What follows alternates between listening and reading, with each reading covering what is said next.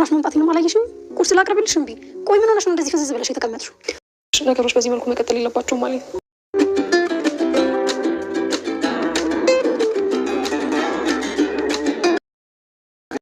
ራኪብ እኮ ናት። ራኪብ ልጅ ክብሯን ዝቅ የሚያደርግ ነገር መስሎ እንዴት በጧት ገባሽ? አዎ ስራ ስላለኝ ነው የገባሁት። ምንድነው ስታወራ የሰማሁት? በጣም ነው ዝቅ ያልክብኝ ሄኖክ። እኔ እያለ አንተ የስንት ነገር ሳስደርጋት እንደነበር እኔ ነኝ እሺ የማውቀው። አንተ ግን በሷ ላይ ሌላ ሴት ጋር ሀና በማያገባሽ አትግቢ። ይኸውልሽ እሷን እንደውሻ ስታይኝ ነው ማንም ሰው ሲረግጠኝ ነበር። አሁን ግን ምን እንደዛ ሲፈጠር ቆይሽ ለምንድን ነው የማትናገሪው? ምንም አልሆንኩም አልኩህ እኮ። ለምን አትሆኝም? የሰው ሰላም አትንሱ። እንግዲህ ነው አንተ ጠዋት ያልከኝ ረስተኸው ነው እንዴ? ቆይ ጠዋት ምን ብልሃት ነው? ስታለቅስ ነበርኩ እና ቆይ ምን አለችሽ? አይ እሱስ ምንም አላለችኝም። ለገብነሽ አንቺ ዋኪሚኛ ማማ ይኸውልህ ነው እንደው ያገኘው ቢዝነስ ካርድ ላይ ቆይ ማን ሊሆን ይችላል እንደዚህ የሚያደርገው? አላውቅም፣ ግን በጣም ተናደደች። ለዚህ ስራሽ ደግሞ እንዲቆጭሽ ነው ማድረግሽ። ሰማኛለህ? በህይወት እኔ ላይ እንደዚህ በማድረግ እንደምትጸጸቱ መቼም አትጸጸትም። እሺ ተጣፋቀፊ ራኬብ አሁን ላይ ስልኳን የለጠፈውን ሰው አውቀዋለች። ይህም ደግሞ ሳንቾ ነው። ወደ ሳንቾም እንግዲህ ሄጄ እልኩን አሳየዋለሁ እያለች ሰኒና እንዲሁም ደግሞ ጆከር እየገላገሏት ነው የሚገኙት። ጽናትና ምሩም ለምሩ የሙሽራ ልብስ እየመረጡ ይገኛሉ። ጽናትም እንኳን ደስ አለሽ፣ እኔ ስላንቺ እጅግ በጣም ደስተኛ ነኝ፣ ወደ ኋላ መለስ ብዬ የራሴን ሰርግ እያሰብኩ ነበረ በማለት እንግዲህ ጽናትም ደስታዋን ገልጻላታለች። እነ ናሁምም ተነኪራ ጋር አሁን ላይ ሶፋቸውን እየመረጡ ነው የሚገኙት። ኪያ የሄኖክን ይቅርታ ተቀብለዋለች። እንዲሁም ሀና በዚህ ነገር እጅግ ደስ ቢላትም ነገር ግን ሄኖክ ከሌላ ሰው ጋር ሲያወራ ስላየችው እጅግ በጣም ደብሯታል። ሰላም ጤና ይስጥልኝ ውድና የተከበራችሁ ተመልካቾቼ እንዴት አላችሁ? እግዚአብሔር ይመስገን እኔ በጣም ደህና ነኝ። በያላችሁበት ሰላማችሁ ይብዛ እያልኩኝ ለዚህ ቻናል አዲስ ከሆናችሁ ሰብስክራይብ እያደረጋችሁ ቤተሰብ ሁኑ። እንዲሁም ላይክ ሼር እያደረጋችሁ አበረታቱኝ። ሀሳብ አስተያየታችሁን በኮሜንት አስቀምጡልኝ። አብራችሁ ስላላችሁ እጅግ በጣም ነው የማመሰግነው። ዛሬ ደግሞ ጽናት ድራማ ክፍል 297ን ይዤላችሁ መጥቻለሁ። እስከ ቪዲዮ ፍጻሜ ድረስ አብራችሁ ይቆዩ። የምሩና የናሁም የሰርግ እንግዲህ በጉጉት እየተጠበቀ ይገኛል። እሱም ወደ መዳረሻው እየቀረበ ነው የሚገኘው። ዛሬ ላይ ደግሞ ቀሚሳቸውን እንዲሁም ደግሞ ሱፋቸውን ሲመርጡ ነበረ የታዩት። ጽናትም ስለዚህ ነገር እጅግ በጣም ደስ ብሏት የራሷንም የሰርግ ጊዜያቶች ወደ ኋላ መለስ ብላ እያሰበች ነበረ። ምሩም አሁን ላይ ምን ነው ጽናት ብትላትም አይ ተመልሼ እኮ የራሴን ሰርግ እያሰብኩ ነበረ፣ በጣም ስላንቺ ደስ ብሎኛል በማለት ደስታዋን ገልጻላታለች። ሙሽርዬ አይበልሽ ከፋ ሁሉም ያገባል በየወረፋ ተብለን ነበረ፣ የኔ በተራ ነው ደግሞ አሁን እኔም ደስ ብሎኛል በማለት ምሩም ደስታዋን ለጽናት አጋርታታለች። ሄኖክና ኪያም እንግዲህ ለብዙ ጊዜ በጥል ቆይተው ነበረ። ኪያም ማንን ልምረጥ እናቴን ወይንስ ፍቅረኛዬን በማለት ግራ ተጋብታ ነበር። አሁን ላይ ግን ወደ ውሳኔ ሄዳለች። ፍቅረኛዋን ልትመርጥ ትችላለች። የእናቴን ነገር ደግሞ ቀስ ብዬ አስተካክለዋለሁ፣ ሄኖክን መቀበል አለብኝ በማለት ለሀናም ነበር ያጋራቻት። ሄኖክ ከሌላ ሰው ጋር እያወራ ይሁን ነገር ግን ባይታወቅም አሁን ላይ ሀና እጅግ ተጨናንቃ ነው የምትገኘው። ምክንያቱም ደግሞ ሄኖክ ከሌላ ሰው ጋር ሲያወራ ሰምተው ነበረ። ሀናም ለኪያ ልንገራት እያለች የተጨናነቀች ነበር የምትገኘው። ራኬብም አሁን ላይ ስልኳን ማን እንደወሰደና እንደለጠፈባት አውቃለች። እስካሁን ዝም ብየዋለሁ፣ እቃዬን ወሰደ፣ ቤቴን ዘረፈ፣ አሁን እንኳ አልለቀውም በማለት እየዛተች ነው የምትገኘው በሳንቾ ላይ። ሳንቾ ደግሞ ፍቅር ይዞኛል እያለ እንግዲህ እየተማማተ ነው የሚገኘው። እንዲሁም የቲናንና ናቲን መንገድ ላይ አግኝቷቸው እንደሚወዳት ምናምን ነግሯቸዋል። ይህም ደግሞ ላየችው ፎቶ ለቲና መረጃ ሆኗታል።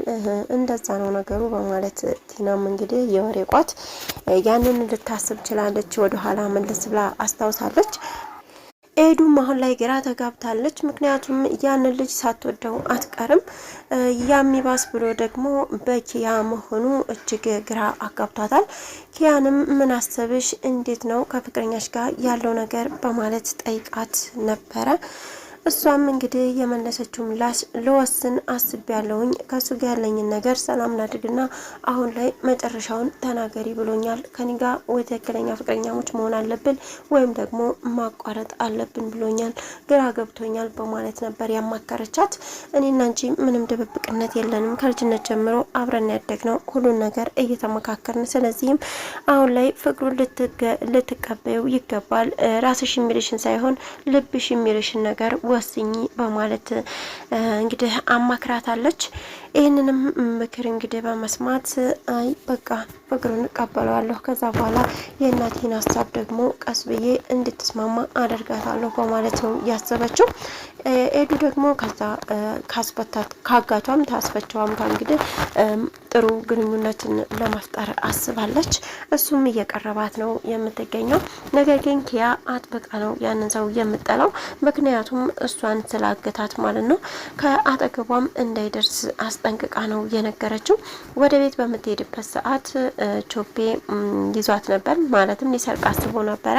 ነገር ግን እሷ ኃይለኛ ስለሆነች ልትመታው ችላለች። በዛን ሰዓት እንግዲህ ከመታችሁ በኋላ ከመታችሁ ህመም አገግሞ ዳግም ሊይዛት ሲል ያ የኤዱን ያገታት ሰው ነበር ደርሶ ያስጣላት። ነገር ግን እሷ እንዳስጣላትም አመሰግናለሁ ማለት ሲገባት እንደውም እህት የማጠገብ እንዳትደርስ ለምን ነው የምትከታተለኝ? አብረህ ዘራፊ ነህ እንጂ አንተ በማለት እሱንም በኃይለኛው ተናግረው ነበር እንግዲህ የመለሰችላት። እሱም ምሳም ያመጣሁልሽ እናትሽ ውሰድላት ብላይ ነው፣ እኔ ካንቺ ምንም የምፈልገው ነገር የለም፣ ደግሞ እኔና አንቺ እየተዋውቀን ነው ይህን ያክል የምትጠይኝ በማለት ይነግራታል። አውቃለሁኝ እንኳን ይሄንን ሌላም አውቃለሁ፣ ሁለተኛ አጠገቢ እንዳትደርስ እህቴም አጠገብ እንዳትደርስ በማለት ነው ያስጠነቀቀችው። የኪያና የሄኖክ ፍቅር ወደ ቀድሞ መመለሱ ጥሩ ነው። ነገር ግን አሁን ላይ ለምን እንደሆነ ባይታወቅም እሱ ከሌላ ሰው ጋር እያወራ ይሁን ወይንም ደግሞ ለፍተሻ የተዘጋጀ ነገር ይሁን ባይታወቅም ከኪያ ጋር ይቅርታ ፈጥረው እንዲሁም አበባ ሰጥቷት በሚተቃቀፉበትም ሰዓት እንግዲህ ልብ ቅርጽ ተደርጎ ሴቭ የተደረገ ቁጥር ሲደወል ነበረ። ሀናም እንግዲህ ወይኔ ባላየችው እያለች ስትጸልይ ነበር፣ ከኋላ ሆነ ማለት ነው። ልንገራት አልንገራት እያለች እሷም ግራ ተጋብታለች። ግን ድጋሜ እሷን እጎዳለሁ ብትል እመነኝ ከኔም ጋር ነው የምትጣለው በማለት በኃይለኛው ነው እንግዲህ ልትናገረውም የቻለችው። ምክንያቱም ብዙ ሲጨነቅ ሲበሳጭ ስራ መስራት እንዳልቻለ ሁላችንም እያየን ነበረ። ዛሬ ላይ ግን እሷ ወደ እሱ ስትመጣ እሱ ደግሞ ወደ ሌላ ከሄደ እጅግ በጣም አስከፊ ነው የሚሆነው ነገሩ ሁሉ። ራኬብም እንግዲህ አረባክሽን ቅሪ ብትባልም እሷ ግን ልኩን አሳየዋለሁ በማለት ወደ ሳንቾ እየገሰገሰች ነው የምትገኘው። ምን ልታደርገው ትችል ይሆን? የእውነት ትጨክንበት ይሆን ወይንስ ደግሞ ልትተው ትምረው ይሆን? ነገር ግን ጆከርና ሰኒ ሊከተሏት ቢሞክሩ እንኳ አንዳንዴ በራሴ እንደወስን ተውኝ አትንኩኝ በማለት ነበር እንግዲህ ወደ ሳንቾ እየሄደችው። ሳንቾ ፍቅር ይዞኛል እያለ ይገኛል። እሷ ግን የፍቅር አይነት ሳይሆን የጠብ ጉዳይ ይመስለኛል አሁን ወደሱ የወሰዳት። ምናልባት ቀጣይ ቪዲዮ እንዳይፈጠር ተከታታይ የማቀርብላችሁ ይሆናል። እስካሁን አብራችሁ ስለቆያችሁ እጅግ በጣም አመሰግናለሁ። ያላችሁበት ሰላማችሁ ይብዛ። ሰላም ለሀገራችን፣ ሰላም ለሕዝባችን።